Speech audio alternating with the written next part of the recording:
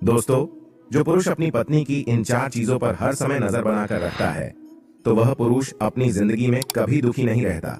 दोस्तों, आज की यह वीडियो आपके लिए बहुत ही ज्ञानवर्धक और महत्वपूर्ण होने वाली है। आज की इस वीडियो में आप जानेंगे कि पति को अपनी पत्नी की किन चीजों को हमेशा देखता रहना चाहिए, जिससे उसे कभी पछताना ना पड़े और अपनी जिंदगी में कभी दुखी ना होना पड़े। दोस्तों, आपसे निवेदन है कि वीडियो को पूरा जरूर देखें। तो दोस्तों, आपका ज्यादा समय न लेते हुए कहानी को शुरू करते हैं। प्रिय बंधुओं, बहुत समय पहले की बात है। किसी नगर में विक्रांत नाम का एक सेठ रहता था। सुलोचना नाम की एक उसके बेटी थी, जो देखने में इंद्र की अप्सराओं की तरह लगती थी। सुलोचना रूप और यौवन से इतनी संपन्न थी कि इंद्र भी लालायित होने लगे। दर्शकों, एक दिन की बात है। सुलोचना अपनी सहेलियों के साथ देव दर्शन के लिए घर से निकली।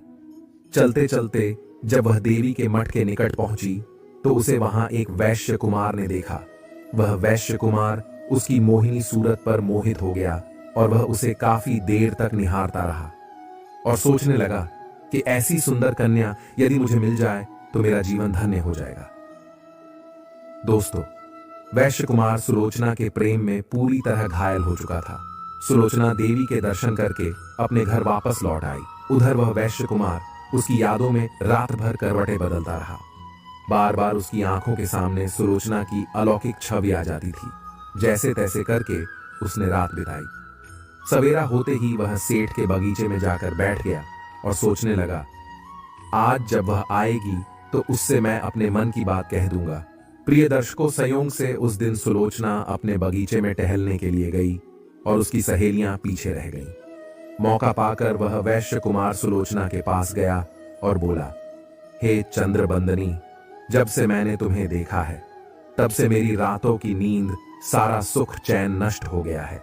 मैं तुम्हारे बिना इस संसार में जीना नहीं चाहता। यदि आप चाहती हो कि मैं बेमौत न मरूं, तो मेरे प्रेम को स्वीकार कर लो और एक बार मेरे गले लिपट जाओ। प्रिय दर्शकों, उस वैश्य कुमार की बात सुनकर सुलोचना कहने लगी, हे युवक, मेरे पिता ने मेरा विवाह कही और पक्का कर दिया है और थोड़े ही दिनों में मैं उसकी पत्नी बनने वाली हूँ।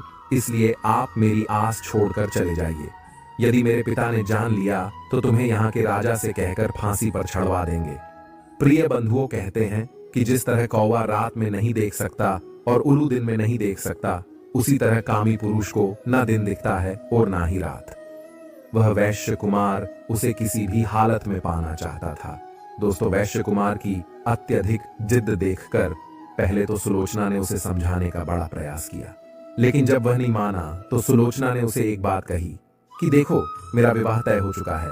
मैं तुम्हारी स्त्री तो नहीं बन सकती, परंतु हाँ, मैं तुम्हें एक बात का वचन देती हूँ कि मैं तुमसे एक रात के लिए अवश्य मिलूंगी।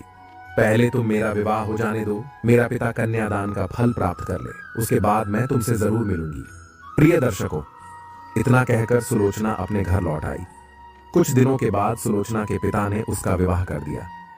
वह वैश्य कुमार उस दिन का इंतजार करने लगा और सोचने लगा कि वह कौन सा दिन होगा जब सुलोचना उसके साथ एक रात बिताएगी। दर्शकों, जब इधर कई दिन बीत गए पर सुलोचना अपने ससुराल से लौटकर नहीं आई, तो वैश्य कुमार सोचने लगा कि कहीं ऐसा तो नहीं कि वह मुझसे उस दिन का झूठा वादा करके चली गई। यही सोचकर वह वैश्य कुमार सुलोचना के ससुराल का पता लगाता हुआ उसी के ससुराल में पहुंच गया और वहां पहुंचकर एक भिक्षु का रूप बना लिया और भिक्षा मांगते मांगते सुलोचना के घर के द्वार पर भी जा पहुंचा। उधर जब सुलोचना भिक्षा लेकर आई तो वो उसे देखते ही पहचान गया और बोला, प्रिय, क्या तुमने मुझसे झूठा वादा किया था कि मैं एक दिन तुमसे जरूर मिलूंगी? क्या तुम्हें पता है मैंने इतने दिन कैसे गुजारे हैं? एक एक दिन एक वर्ष के समान व्यतीत हुआ है। भिक्षुक की बात सुनकर सुलोचना कहने लगी, देखो, मैं अब तक तुमसे नहीं मिल सकी, ये मेरी मजबूरी है, लेकिन जब तुम यहाँ तक आ ही गए हो तो परेशान मत हो। आज रात मैं तुमसे मिलने जरूर आऊंगी। तुम नगर से बाहर तालाब के किनारे बगीचे में मेरा इंतजार करना। दर्शकों, इतनी बात सुनकर उस वैश्य कुमार की खुशी का ठिकाना नहीं रहा और वह यह सोचने लगा कि कैसे भी सूर्य दिन में ही अस्त हो जाए, और जैसे तैसे करके उसने दिन व्यतीत किया। जब रात हो गई तो वह उस बगीचे में छुप कर बैठ गया और सुलोचना के आने का इंतजार करने लगा। इधर सुलोचना ने क्या किया कि परिवार के सभी लोगों को भोजन कराया और कुछ भोजन थाली में रखकर अपने पति के पास पहुंची। सारे लोग तो भोजन करके सो चुके थे, लेकिन उसका पति अभी जाग रहा था। उसने अपनी पत्नी सुलोचना से जब आलिंगन करना चाहा, तो सुलोचना ने उसे ऐसा करने से रोक दिया और पलंग में उदास होकर बैठ गई। उदास देखकर उसके पति ने सोचा, जरूर आज किसी ने इससे भला बुरा कह दिया होगा, या हो सकता है मुझसे कोई भूल हो गई हो। दर्शकों, सुलोचना का पति उसे बार बार मनाने का प्रयास कर रहा था और उसके दुखी होने का कारण पूछ रहा था और कहने लगा, प्रिय, काफी दिन से तुम अपने माता और पिता से नहीं मिल पाई हो। कहीं तुम इसलिए तो उदास नहीं हो, या फिर हमारे घर में किसी ने तुम्हारा अपमान कर दिया है? मुझे साफ साफ बताओ, आखिर बात क्या है? मैं तुम्हारी परेशानी दूर करने का प्रयास करूंगा। पत्नी का दुख दूर करना पति का धर्म है। पत्नी किसी बात को लेकर दुखी रहे और पति उस पर ध्यान ना दे, तो ऐसे पति को धिक्कार है। माता पिता से अलग होकर, अपने भाई बहन का त्याग कर, अपने मायके के संबंध संबंधियों को भुलाकर एक स्त्री सिर्फ अपने पति के आश्रय में रहने के लिए ही आती है, चाहे सास पूछे या ना पूछे, और ससुराल में कोई बात करें या ना करे, परंतु पति को उसका हर हाल पूछना चाहिए। वह किस तरह खुश रहेगी, उसे हर तरह से खुश रखना चाहिए। प्रिय दर्शकों, यदि पुरुष अपनी पत्नी की इन 4 बातों पर नजर बनाए रखे, तो उसका जीवन खुशियों से भर जाएगा। पहली बात, वह अपने माँ बाप से अलग होकर अकेलापन तो महसूस नहीं कर रही है। दूसरी बात, पूरे घर का काम करते करते कहीं वह थका हुआ तो महसूस नहीं कर रही है। कहीं उस पर काम का बोझ अधिक तो नहीं डाल दिया है और वह आपसे कहने की हिम्मत नहीं जुटा पा रही हो। वह आपसे ना भी कहे तो उसकी समस्या को समझकर पति को चाहिए कि उसका काम कम करने का प्रयास करे। तीसरी बात, घर परिवार में कोई उसे व्यर्थ परेशान तो नहीं कर रहा है, कोई उसे अपशब्दों का प्रयोग तो नहीं कर रहा है जिससे वह अपने आप को अपमानित महसूस कर रही हो।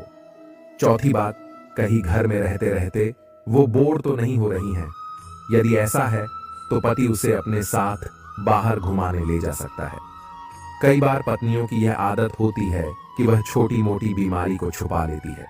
पति का धन खर्च ना हो जाए, इसलिए वे अपने कष्ट को सहन कर लेती हैं, पति से कहती नहीं। तो पति को चाहिए कि उनके स्वास्थ्य को लेकर हर समय सक्रिय रहे। इसके विपरीत पति को इन बातों पर भी नजर रखनी चाहिए कि किसी गलत संगत से उसकी पत्नी का चरित्र तो नहीं बिगड़ रहा है और उसकी गैर मौजूदगी में उसकी पत्नी अकेली बाहर तो नहीं घूमने जाती है, पड़ोसियों के घर अधिक उठना बैठना तो नहीं है। कई बार हमारी लापरवाही उनके चरित्र को बिगाड़ देती है। कहते हैं, अन्य पुरुषों के साथ रहना, उठना बैठना, सामने होकर अधिक बातचीत करना और हद से ज्यादा स्वतंत्र छोड़ देना, दूसरे के घर में निवास करने देना, ये सब नारियों के लिए दोष बताए हैं। पत्नी को इन सब से दूर रखना ही उचित है। शुक्र नीति कहती है कि एक समझदार और सुशील स्त्री घर पर यदि पति, पिता, पुत्र आदि को ही समय देना चाहिए और घर के कार्यों के अलावा अन्य कार्यों में ज्यादा समय नहीं देना चाहिए। हंसी मजाक करने वाले पति के मित्र से भी व्यर्थ मुंह नहीं लगना चाहिए और किसी अन्य पुरुष के साथ बैठना और अत्यधिक हंसी मजाक करना कुलीन स्त्रियों के चरित्र को बिगाड़ने का काम करती हैं। दुष्ट पुरुषों के साथ बैठकर हंसी मजाक करना स्त्रियों के लिए उचित नहीं है, क्योंकि कहते हैं, आजाद स्त्रियों को निडरता एकांत में बुरे आचरण के लिए सफल हो जाती है। उत्तम स्त्रियां ऐसा नहीं करती और इसलिए उनका चरित्र नहीं बिगड़ता और उनकी समाज में निंदा भी नहीं होती। प्रिय दर्शकों, सुलोचना के उदास होने का कारण जब उसके पति ने पूछा तो वह कहने लगी, हे प्रियतम, तुमसे बढ़कर मेरे लिए इस संसार में कोई नहीं है, लेकिन आज मैं तुमसे एक बात कहना चाहती हूँ। यदि मेरी गलती को क्षमा कर दो तो। पति बोला, हाँ प्रिय, मैं तुम्हारी किसी भी गलती को क्षमा कर दूंगा, तुम बोलो तो सही। दर्शकों, तब सुलोचना बड़े ही दुख और शर्म के साथ अपने पति को बताती है कि हमारी शादी से पहले की बात है। एक वैश्य कुमार मेरी सुंदरता पर मोहित हो गया था और कई दिनों तक उसने मेरा पीछा किया। एक दिन वो मेरे बगीचे में आया और बोला कि यदि तुमने मुझसे विवाह नहीं किया तो मैं तुम्हारी आंखों के सामने अपने प्राण त्याग दूंगा। मैं उसके मरने की खबर सुनकर भयभीत हो गई और मैंने उसे बताया कि मेरा विवाह तय हो गया है। और मैं अब किसी अन्य पुरुष को स्वीकार नहीं कर सकती। लेकिन वह किसी भी तरह से समझने को तैयार नहीं था। तब मैंने उससे एक वादा किया कि मैं जीवन भर तो नहीं पर एक रात के लिए उसकी पत्नी जरूर बनूंगी। वो मेरी इस बात पर मान गया और तब से लेकर अब तक मैं अपना वचन नहीं निभा पाई और मैं उससे मिलने नहीं जा पाई। वह इंतजार करता करता वह हमारे घर के दरवाजे तक आ गया। मैंने आज रात उसके पास जाने का वादा किया है, इसलिए आप मुझे आज्ञा दें तो मैं अपना वचन निभा सकूं। प्रिय दर्शकों, पत्नी की ऐसी बातें सुनकर पति की सांसें थम गईं। और सच बात है, कोई भी पति अपनी स्त्री को दूसरे पुरुष के साथ देखना नहीं चाहेगा। सुलोचना का पति भी बड़ा अचरज में पड़ा था और वह काफी देर तक विचार करता रहा कि ऐसी स्त्री को धिक्कार है जो पति के रहते किसी पर पुरुष की इच्छा रखती हो। काफी देर सोच विचार करने के बाद उसने अपनी पत्नी को उसके पास जाने की आज्ञा दे दी। पति की अनुमति मिलते ही सुलोचना भोजन की थाली लेकर वैश्य कुमार से मिलने के लिए चल दी। घोर अंधेरा था। रात्रि में वह उस बाग की ओर चली जा रही थी। तभी रास्ते में एक चोर चोरी करने के लिए जा रहा था। सुलोचना को देखकर चोर ने उसका रास्ता रोक लिया और बोला, तुम कौन हो और रात के अंधेरे में किससे मिलने जा रही हो? दर्शकों, तब सुलोचना डरते हुए कहने लगी, देखो मेरा रास्ता छोड़ दो, मैं किसी जरूरी काम से बाग में जा रही हूं। चोर बोला, शायद तुम ये नहीं जानती कि मैं एक चोर हूं और हाथ में आए धन को कैसे छोड़ दूं।